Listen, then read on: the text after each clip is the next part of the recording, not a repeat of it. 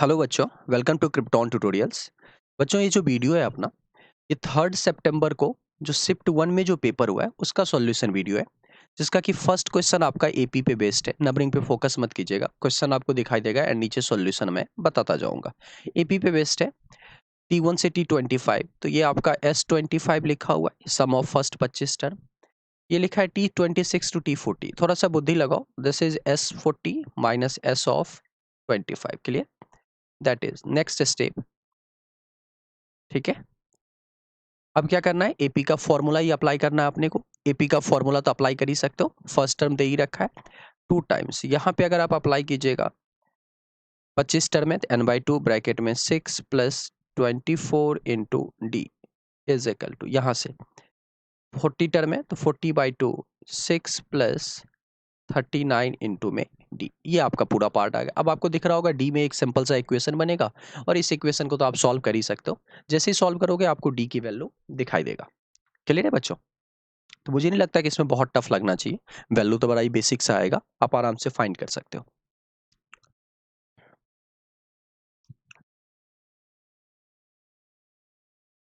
ठीक है बच्चों, तो फाइनली ये जो आपका आ जाएगा, तो डी की जो वैल्यू आ जाएगी आपकी, दैट इज 1/6। क्लियर है? आगे बढ़ते हैं।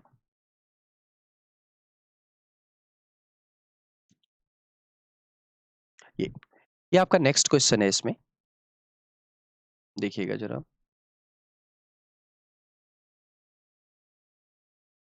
ये आपका नेक्स्ट क्वेश्चन है। इसमें 1 प्लस अयोटा अपॉन में 1 माइनस अयोटा। अब बच्चों कॉम्प्लेक्स नंबर में इतना तो पढ़ते ही हैं हम लोग, इसको ना अपन रेशनलाइज करें तो क्या बनेगा, ऊपर आ गया आपका 1 प्लस अयोटा, नीचे भी क्या आएगा 1 प्लस अयोटा। फाइनली देखो ऊपर ऊपर आ गया आपका 1 माइनस 1 प्लस 2 अयोटा और नीचे 2। This is finally iota. ठीक है, इतना तो याद हो जाता है बच्चों को।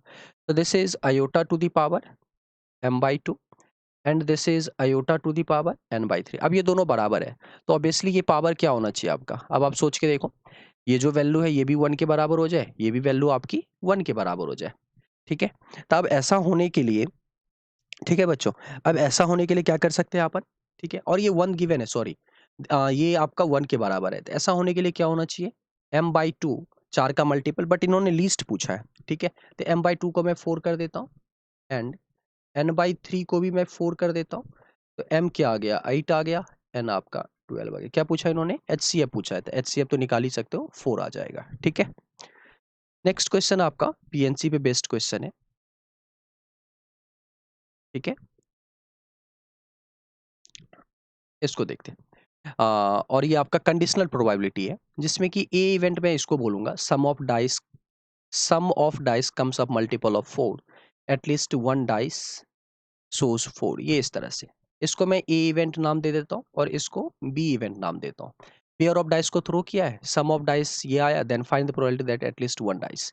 तो ए हो चुका है, बी के होने की प्रोबेबिलिटी आपको फाइंड करनी है। ए हो चुका है, तो इवेंट ए में कितने एलिमेंट आएंगे, जिससे कि अब जैसे 2 डाइस को थ्रो किया, टोटल 36 एलिमेंट होते हैं। तो इस कंडीशन को कितने ऐसे एलिमेंट उसमें सेटिस्फाई करेंगे। तो अगर आप देखो इसमें, तो 1 के साथ तो 3 का कॉम्बिनेशन, ऐसे करके आप पूरा फाइंड करोगे ना, तो एलिमेंट टोटल 9 आएंगे, जो कि आप लिख सकते हो। कौन कौन से, 2,2 हो गया, 3 के साथ 1 का कॉम्बिनेशन।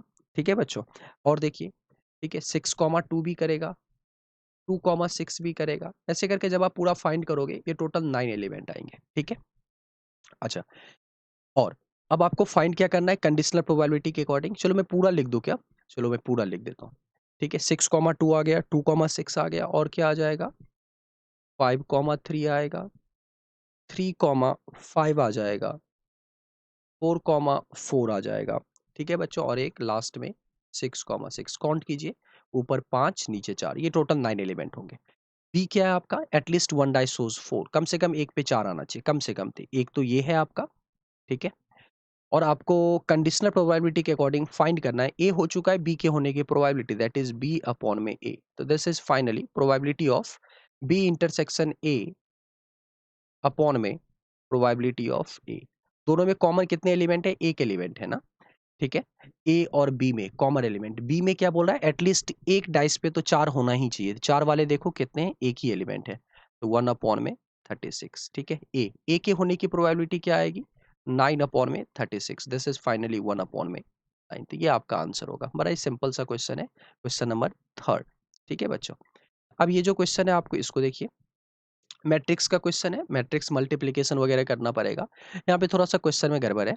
ये a टू दी पावर 4 लिखा है, मैट्रिक्स ith रो jth कॉलम, ठीक है, और 2/2 का होगा, जिसमें कि आपका A11 दे रखा है 109, और पूछा क्या है आपसे, A22 पूछा है। ठीक है, अब मैट्रिक्स ए पता है, आप ए स्क्वायर निकाल सकते हो, इस दोनों का मल्टीप्लिकेशन 1010, एक और आ जाएगा साथ में x110। क्लियर है। तो ए स्क्वायर क्या आएगा भाई, ए स्क्वायर जो आपको आ जाएगा दैट इज, इसको अगर पूरा आप कैलकुलेट करोगे तो मल्टीप्लाई तो करना आना ही चाहिए बच्चों को। ये x आ जाएगा और ये x आएगा, ये 1 आएगा। मुझे नहीं लगता कोई बच्चा नहीं कर पाएगा। ए टू दी पावर 4 में finally x square plus 1 x1, ठीक है, और यहाँ पे भी उसी को लिख देता हूँ ताकि मल्टीप्लाई कर सके x1। ठीक है, फाइनली मल्टीप्लाई कीजिएगा ना दोनों को, तो एक 2/2 का मैट्रिक्स आएगा, जिसमें कि A11 दे रखा है और आपसे पूछा क्या है, A22 पूछा है। ठीक है, तो यहाँ वाला एलिमेंट और यहाँ वाला, यही दोनों लिखते हैं, इन दोनों से मतलब ही नहीं है। यहाँ पे देखिए क्या बनेगा, यहाँ बनेगा आपका एक्स स्क्वायर प्लस 1 का होल स्क्वायर प्लस में एक्स स्क्वायर। ठीक है, और यहाँ क्या बनेगा आपका, यहाँ बनेगा एक्स स्क्वायर प्लस 1। क्लियर है बच्चों। यहाँ वाला 109 दे रखा है, तो अब इक्वेशन जो बनी that is x square plus 1 का whole square plus x square is equal to 109। Solve तो कर ही सकते हो ना।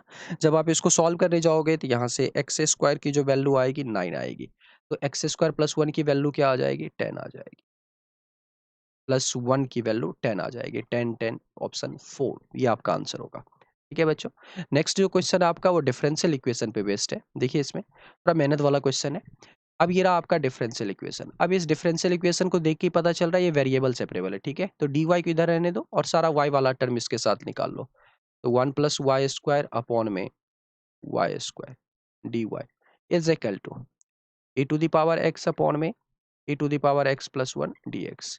इंटीग्रेट कर दीजिए। फाइनली इंटीग्रेट करोगे तो यहाँ से बनेगा माइनस के 1 अपॉन में y plus y is equal to, यहाँ से प्लस 1 माइनस 1 कीजिएगा सारा, तो x minus L N of e to the power x plus 1 plus C हो गया इंटीग्रेट। वेरिएबल सेपरेबल है तो बड़ा सिंपल सा ही होगा, ऑब्वियस बात है।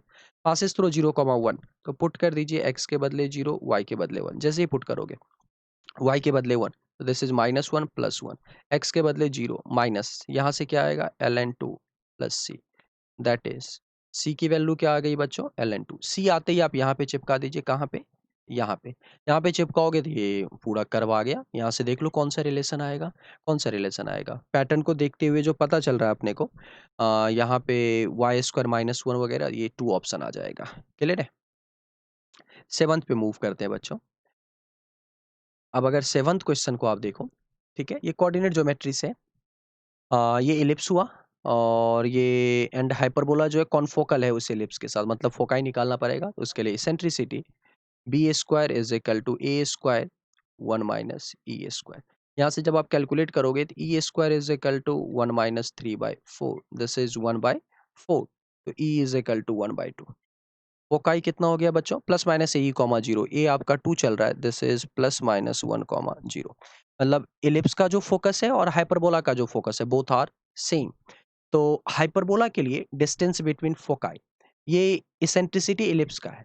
अब हाइपरबोला की जो इसेंट्रिसिटी मैं उसको ई मान रहा हूँ। ठीक है, तो ए ई जो हो जाएगा आपका क्या हो जाएगा, 2AE इज इक्वल टू 2 हो जाएगा, AE इज इक्वल टू 1। एक चीज ये पता चला, दूसरा चीज देखते हैं। अच्छा, ट्रांसवर्स एक्सिस का लेंथ दे रखा है that is 2A is equal to √2। इसको जरा मेहनत करो रेशनलाइज वगैरह, A इज इक्वल टू 1/√2। ठीक है, तो E की वैल्यू क्या आ गई, √2। अगर इसेंट्रिसिटी √2 आ गया that is rectangular hyperbola. Clear बच्चों। अब अगर रेक्टेंगुलर हाइपरबोला है तो A is equal to B, तो x square minus y square is equal to A square, this is 1/2। Which of the following point does not lie on hyperbola. यही hyperbola की equation होना चाहिए। अब देखते हैं ऑप्शन से, ऑप्शन से अगर देखिए अपन कौन सा पॉइंट, तो आप ले जाके सारा पॉइंट पुट कर दीजिए और देखिए कौन सा लाई कर रहा है कौन सा नहीं लाई कर रहा है, यहाँ से थर्ड ऑप्शन आ जाएगा। क्लियर, आगे बढ़ते हैं। यहाँ से अगेन ये ITF का क्वेश्चन है, बड़ा ही फर्जी सा क्वेश्चन है। पूरा सिंप्लीफाई करोगे 2 पाई माइनस, दिख रहा होगा ना, इस तरह के क्वेश्चंस में क्या करते हैं, सबको tan इनवर्स में कन्वर्ट करते हैं बच्चों। तो this is tan inverse of 4/3। Clear, this is tan inverse of 5/12। इसको कन्वर्ट करोगे ना, this is tan inverse of 16 upon में 63। ठीक है, पाइथागोरस थ्योरम अप्लाई करके। ये जो फर्स्ट और सेकंड है, इसमें tan inverse x plus tan inverse y का फॉर्मूला अप्लाई कर दीजिए। ठीक है, जैसे ही फॉर्मूला अप्लाई करोगे तो क्या बनेगा भाई, tan इनवर्स के अंदर x प्लस वाई, तो 4/3 5/12 अपॉन में x माइनस वाई, तो 20 अपॉन में 36 प्लस ये आपका tan इनवर्स 16 अपॉन में 63। इसको आप कैलकुलेट कीजिएगा ना, तो ये आएगा 2 pi minus tan inverse of 63 upon में 60। इसको लिख दीजिए cot इनवर्स ऑफ 63 अपॉन में 16। tan inverse x plus tan cot inverse x दोनों का अंदर वाला सेम है, दिस इज पाई/2, तो 2 पाई माइनस पाई/2, आंसर इज 3 पाई/2। क्लियर है बच्चों, थर्ड ऑप्शन। आगे बढ़ते हैं, क्वेश्चन नंबर 9। ये आपका डेरिवेटिव पे बेस्ड क्वेश्चन है, थोड़ा ये मेहनत वाला क्वेश्चन है बच्चों। अब इसको देखते ही डिफरेंशिएट कर देते हैं। ठीक है, डिफरेंशिएट कीजिएगा तो क्या आएगा, 2y y dash plus 1 upon में कॉस स्क्वायर एक्स, 1 अपॉन में कॉस स्क्वायर एक्स। ठीक है, next 2 times cos x, minus chain rule लगा रहा हूं मैं, minus sine x is equal to y dash. एक स्टेप और लिख लेते हैं, 2y वाई डैश। इसको जरा देखोगे ना, तो ये बनेगा -2 में tan x is equal to y dash. ये फर्स्ट डेरिवेटिव आ गया। ठीक है, तो वाई डैश जीरो भी चाहिए, मतलब जीरो पे चाहिए। तो x पता है जीरो अपने को, तो ये जो कर्व चल रहा है ना, इसको मैं इक्वेशन नंबर 1 बोलता हूँ। तो पुट कर दीजिए जरा x is equal to zero in 1। इसमें तो x के बदले जैसे ही जीरो पुट करोगे ना, तो y square is equal to y, that is y की वैल्यू जीरो भी आएगी और 1 भी आएगी। मतलब कर्व 2 पॉइंट से पास करेगा। जब x की वैल्यू जीरो होगी तो y जीरो भी हो सकती है और 0,1 भी होगा। दोनों दोनों जगह आपको इंडिविजुअली देखना पड़ेगा, यही टेक केयर करना है इस क्वेश्चन में। बच्चे यहाँ पे y is equal to zero वाला पार्ट हो सकता है, मिस कर दें। तो जहां जहां x is equal to zero, मतलब y की दो पॉसिबल वैल्यू है, जीरो भी हो सकता है 1 भी हो सकता है। एक ये, ठीक है, तो y डैश जीरो भी आपको चाहिए। इसको मैं सेकेंड इक्वेशन बोलता हूँ। इसमें आप अगर आप x के बदले जीरो पुट कर दो, पुट करो x के बदले जीरो, तो यहाँ से देखिए जरा 2y, y के बदले में कुछ नहीं पुट कर रहा क्योंकि दो वैल्यू आ सकती है। y dash is equal to y dash. अगर यहाँ पे y भी जीरो हुआ तो y dash zero is equal to zero, इसका मतलब y डैश की value at x is equal to zero. अगर y के बदले अपन ने 1 बोल दिया, y के बदले 1 बोल दिया, तो भी आपका y डैश जीरो क्या आया, आपका जीरो ही आया। तो मतलब कोई फर्क नहीं पड़ता, दोनों केस में y डैश जीरो की वैल्यू जीरो ही आएगी। बट अब ऑप्शन में देखिए डबल डेरिवेटिव भी है, तो इसका मतलब एक बार फर्स्ट इक्वेशन को और डिफरेंशिएट करना पड़ेगा। Differentiate, sorry, second equation, differentiate equation number 2 with respect to x for double derivative. तो यहाँ पे देखिएगा 2 into u into v rule, तो y को कांस्टेंट माना, y डैश का derivative y double dash, clear है बच्चों, प्लस y डैश का स्क्वायर बनेगा, देखिएगा -2 टाइम्स tan x का क्या हो गया, sec square x is equal to y dash का derivative y double dash. Clear है चीजें, थोड़ा और इसको लिख लें, अगर 2 times y double dash, 2 times y dash का square -2 times sec square X is equal to Y double dash. ये स्टेप बना। अब आपको क्या चाहिए, वाई डबल डैश जीरो। एक बार एक्स के बदले जीरो पुट करें अगेन, तो एक्स के बदले जीरो अगर पुट करोगे, ठीक है, तो देखते हैं, पुट कर दीजिए जरा एक्स के बदले जीरो, तो सेक स्क्वायर जीरो क्या हो जाएगा बच्चों, cos zero 1, sec square zero भी 1, तो ये तो -2 हो गया। और x is equal to zero पे वाई डैश जीरो क्या है, ये तो जीरो ही है, तो ये निपट गया। यहाँ से देखते हैं जरा, 2y y double dash -2 is equal to Y double dash. तो y डबल डैश, अच्छा ये मैंने जीरो कैसे बोल दिया, क्योंकि y डैश जीरो की वैल्यू जीरो है, कोई फर्क नहीं पड़ता आप y कौन सा लियो, ये फिर भी जीरो ही आएगा ना दोनों केस में, तो ये तो जीरो ही होगा। अब यहाँ से y डबल डैश की वैल्यू जरा देखें, तो दिस इज 2 अपॉन में 2y -1। अगर आपने यहाँ पे y के बदले जीरो पुट किया, यहाँ पे लिख रहा हूँ मैं, देखिएगा यहाँ पे y डबल डैश ये आया। अब यहाँ पे पुट कर दीजिए y के बदले जीरो, तो y डबल डैश जीरो पे x भी जीरो और y भी जीरो, तो दिस इज -2। अब y के बदले अगर 1 पुट कर दें, तो y डबल डैश ये जीरो जीरो जो है अंदर वो x को ही रिप्रेजेंट करता है, तो ऐसा नहीं कि आप 1 लिख दें। तो x 0 है, y 1 है, मतलब 0,1 की बात कर रहे हैं, तो y डबल डैश 0 y के बदले 1 पुट कर रहे हैं, दिस इज 2। दोनों केस में आपको मॉडुलस क्या दिख रहा है? y डबल डैश ऑफ 0 का मॉडुलस इज इक्वल टू 2, मतलब ऑप्शन नंबर 1। अच्छा क्वेश्चन है ये, मेहनत वाला है।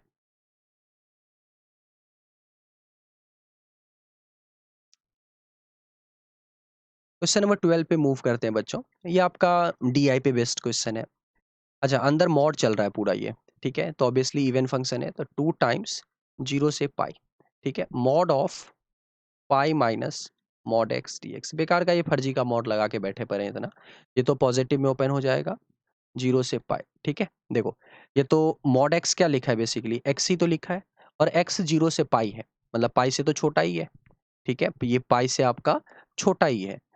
तो क्या बना, मॉड के अंदर बना आपका पाई माइनस एक्स dx, ठीक है। देखो जरा, तो ये तो मॉड पॉजिटिव से ओपन हो गया, तो दिस इज 2 टाइम्स 0 से पाई पाई माइनस एक्स dx, ये आपका आ जाएगा। बड़ा ही सिंपल सा क्वेश्चन है, इसमें कुछ ऐसा नहीं है, ठीक है। अब इसको कैलकुलेट करना तो बाएं हाथ का खेल होना चाहिए, ठीक है, मैं छोड़ रहा हूँ यहाँ पे, हो जाएगा आपसे।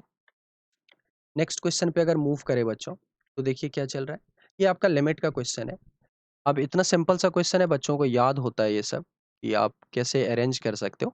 एक्स अप्रोच है 0 में 1 माइनस कॉस 2 थीटा, तो this is 2 times sine square 1 minus cos 2 theta 2 sine square theta by 2, ठीक है। 1 minus cos 2 theta 2 sine square theta, मतलब अंदर जो भी एंगल है उसका आधा करते जाइए, एक्स स्क्वायर बाई 4, ये एक पार्ट बना, क्लियर। अगला पार्ट बना 2 sine square x square by 8, नीचे क्या बना आपका, this is x to the power 8, ठीक है। सॉल्व करते हैं इसको, लिमिट एक्स अप्रोचेज 0, देखिए 2 का फैक्टर रहने दो, अब x 0 की तरफ जा रहा है, साइन के अंदर वाला एंगल 0 की तरफ गया, स्क्वायर है बच्चों, तो ये जो अंदर एंगल है एक्स स्क्वायर बाय 4, इसी के स्क्वायर से डिवाइड करोगे, तो मैं एक लिख देता हूँ एक्स स्क्वायर बाय 4, नीचे भी क्या आएगा एक्स स्क्वायर बाय 4, इसका होल स्क्वायर चल रहा है। तो यहाँ पे डिवाइड किससे किया अपन ने, एक्स स्क्वायर बाय 4 के स्क्वायर से, मतलब x to the power 4 upon में 16। सिमिलरली यहाँ पे एक डब्बा ये आएगा, और यहाँ पे डिवाइड किससे करेंगे अपन, एक्स स्क्वायर बाई 8 के स्क्वायर से, तो यहाँ पे मैं लिख देता हूँ x to the power 4 upon में 64, ठीक है। मैंने वो डब्बा पे कुछ नहीं लिखा है यहाँ पे, मतलब यहाँ पे क्या आया होगा, ये sine x square by 8 upon में एक्स स्क्वायर बाई 8 का होल स्क्वायर, ठीक है, नीचे एक्स टू दी पावर 8। जरा देखिए, ये तो निपट गया, ये भी निपट गया, ये पूरा डब्बा कहाँ जा रहा है 1 की तरफ, ये पूरा डब्बा कहाँ जा रहा है 1 की तरफ। फाइनली आंसर देखते हैं, 2 यहाँ से ये भी 1 की तरफ जाएगा, 1 बाई 16, 2 बना 1 अपॉन में 64, क्लियर है चीजें। तो बड़ा ही सिंपल सा क्वेश्चन है ये, इसको जब फाइनली क्लब करोगे ना, तो this is 2 to the power minus 8, A is equal to 8, ठीक है। ये जो क्वेश्चन है आपका, अगेन एक चीज समझिए, 0.16 को ना आप अगर कन्वर्ट कीजिएगा, तो इसको लिख सकते हैं अपन 4 का फैक्टर, तो 4 अपॉन में 25, तो 5/2 की पावर में -2, ठीक है। अब ये क्यों बता रहा हूँ, अभी दिख जाएगा 0.16, ठीक है। लॉग ऑफ 2.5 को लिख दीजिए 5/2, this is infinite GP, 1/3 upon में 1 माइनस 1/3, दिस इज 2/3, चलिए 0.16 को ना अपन ऐसे ही रहे, अभी ऐसे ही रहने देते हैं। लॉग ऑफ 5/2, 1/3 का फैक्टर गया 1/2, अब इसको लिखते हैं 0.16 को लिख देते हैं 5/2 की पावर -2, तो 5/2 बना, -2 यहाँ पे है, तो लॉग ऑफ 5/2 1/2 की पावर -2, और आपको पता होगा ये दोनों अगर सेम हो जाता है ना, तो डायरेक्ट इसको लिख सकते हैं 1/2 की पावर -2, दिस इज 4, क्लियर है बच्चों। नेक्स्ट क्वेश्चन, ये आपका चल रहा है, ये लिखना चाहिए कहीं ना कहीं 1p0 और 2p1, मतलब ये आपका NPR टाइप चीज है। NPR की वैल्यू क्या होती है, factorial n upon A factorial of n minus 1। एक जनरल बात बताओ, NPn-1 इसकी value factorial n upon A factorial 1, this is finally factorial n, clear ना। तो अब इस s में देखिए जरा क्या क्या बना, ये 2 बना, फैक्टोरियल 1 ना, ये बन गया factorial 1, -3 into factorial 2, that is factorial 3, plus 4 into factorial 3 that is factorial 4, minus plus alternate चल रहा है तो यहाँ भी माइनस आना चाहिए था। ठीक है, देखिए जरा माइनस आना चाहिए था, ये डॉट डॉट चलता जाएगा कहाँ तक, 2 3, देखो फर्स्ट टर्म में 2 आया, सेकेंड टर्म में 3 आया और थर्ड टर्म में 4 आया, 51th टर्म में क्या आएगा, 52 आएगा, वो भी प्लस के साथ फैक्टोरियल में 52। ये एक पार्ट बना प्लस में, देखिएगा जरा फैक्टोरियल 1 माइनस फैक्टोरियल 2 प्लस में फैक्टोरियल 3 डॉट डॉट कहाँ तक बनेगा ये आपका, देखिए 51 है, ये प्लस के साथ आएगा फैक्टोरियल में 51, जरा दोनों को क्लब करें तो एस टाइम्स, ये फैक्टोरियल 2 हो गया, फैक्टोरियल 3 फैक्टोरियल 4, क्लब करो जरा तो देखो जरा कुछ निपट रहा होगा, फैक्टोरियल 3 निपट गया, फिर फैक्टोरियल 4 यहाँ पे प्लस के साथ है, यहाँ पे माइनस के साथ है, वो भी निपट जाएगा। जब आप पूरा इस सीरीज को देखोगे ना क्या बच रहा है और क्या नहीं बच रहा है, तो फाइनली जो यहाँ से आपका बचेगा, एक तो 1 बचेगा ये वाला पार्ट, तो 1 प्लस और क्या बच जाएगा भाई, फैक्टोरियल में 52, क्योंकि ये बच ही जाएगा फैक्टोरियल 51, यहाँ पे माइनस में फैक्टोरियल 51 है, ये इसके साथ कट जाएगा, तो फाइनली ये आंसर बनेगा 1 प्लस फैक्टोरियल में 52, that is in option number 2। Clear है? ये देखो बच्चों, कोऑर्डिनेट ज्योमेट्री का क्वेश्चन है, centre of circle lies on this line, तो एक सर्कल बनाना है अपने को, कोऑर्डिनेट एक्सिस बना दिया, एक्स एक्सिस वाई एक्सिस, एक लाइन चल रहा है, this is x plus y is equal to 3, और एक सर्कल चलेगा, सर्कल किस तरह से, ये इस तरह से, एक ये लाइन हो गया, एक ये लाइन हो गया, थोड़ा डायग्राम देखना, देख लेना, सेंटर यहाँ पे लाई कर रहा है। ठीक है, अब सर्कल जो जाएगा वो इस दोनों को तो टच कर ही रहा है, तो ये कुछ इस तरह से जाना चाहिए। ठीक है, सर्कल को, ये आपका सर्कल हो गया, तो मैंने सेंटर को लेट किया, सेंटर इज एक्स के बदले अल्फा, यहाँ पे लाई कर ही रहा है, तो वाई का कोऑर्डिनेट क्या हो जाएगा, 3 माइनस अल्फा, देखिएगा ये इसको यहाँ से कनेक्ट कर दीजिए। ठीक है, देखना जरा, तो ये आर होगा, ये भी आर होगा, रेडियस के बराबर ही होगा ना दोनों, तो मैंने आर कर दिया इसको। ठीक है, ये सेंटर है, ये टेंजेंट की तरह बिहेव करेगा तो आर होगा, देखिएगा अगर मैंने इसका एक्स कोऑर्डिनेट अल्फा बोला है बच्चों, तो ये वाला पूरा डिस्टेंस कितना है, अल्फा है, और यहाँ से इस पॉइंट के बीच का डिस्टेंस कितना है आपका, 3 यूनिट। ठीक है, और ये इतना सा डिस्टेंस कितना होगा, अल्फा यूनिट।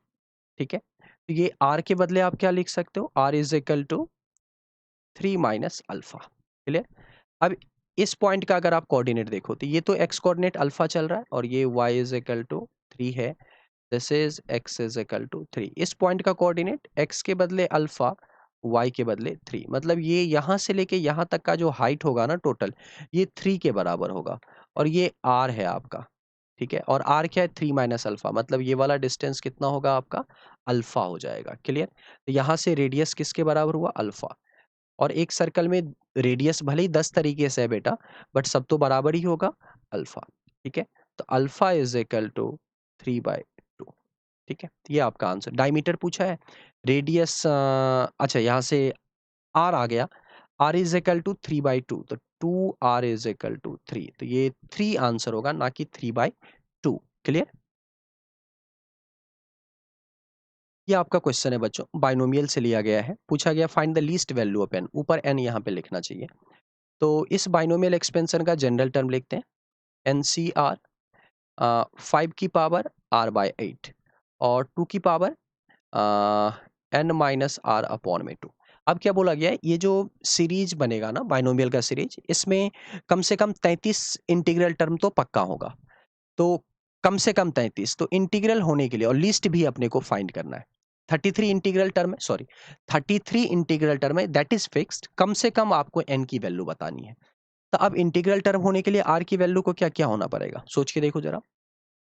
अच्छा, 8 का मल्टीपल 0 भी हो सकता है, बट 8 हो सकता है, 16, 24, इस तरह से ये तो होना ही चाहिए ना।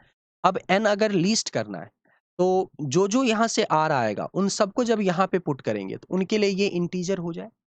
ठीक है, तभी जाके लीस्ट पे काम कर पाएंगे अपन। तो least value of n, least value of n is, देखो अब 33 इंटीग्रल टर्म, तो r की आपको 33 वैल्यू चाहिए। एक तो 0 आ गया, तो 8 का कितना और मल्टीपल चाहिए? 32 मल्टीपल। तो 8 इंटू 32, 32 और चाहिए 8 के मल्टीपल आपको। यहाँ से अगर आप देखो दैट इज 256 ना, 256। तो अगर आप r की जो वैल्यू होगी आपकी 256 तक जाएगी, मतलब 8 आएगा, 16 आएगा, 24 आएगा, 32 आएगा, ये कहाँ तक? 26 तक, 256 तक। तो ये 32 वैल्यू हो गया और एक ये, तो ये 33 जो r की वैल्यू आएगी उस पे ये आपका इंटीग्रल टर्म दे देगा। तो 256, तो n की लीस्ट वैल्यू कहाँ तक? 256, क्योंकि r की जो वैल्यू होती है ना इसमें, वो 0 से बड़ी होती है और मैक्सिमम कहाँ तक जाती है? n तक ही जाती है। ठीक है, तो ये आपको ध्यान रखना है। ठीक है बच्चों, तो यहाँ पे मैं ये सारा क्वेश्चन आपका डिस्कस होता है। ठीक है बच्चों, तो यहाँ पे मैं इस वीडियो को खत्म कर रहा हूँ। उम्मीद है आपको ये वीडियो हेल्प करेगा। If you feel it useful then please like the video, subscribe the channel and hit the bell icon for instant notification. Thank you very much.